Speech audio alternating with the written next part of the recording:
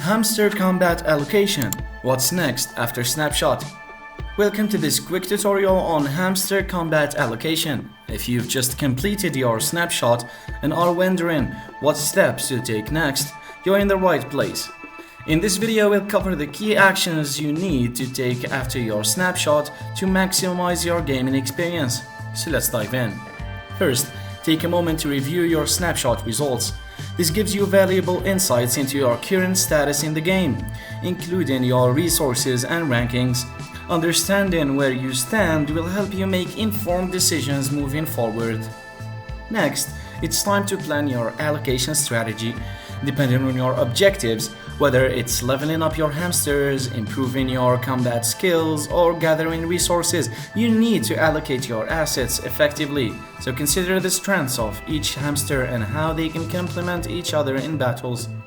Don't forget to engage with the hamster combat community. Join forums or social media groups to share your strategies and learn from others.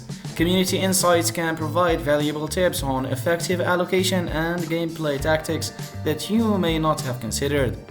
Once you have a plan, it's time to execute your strategy, so start allocating resources according to your plan and begin participating in battles.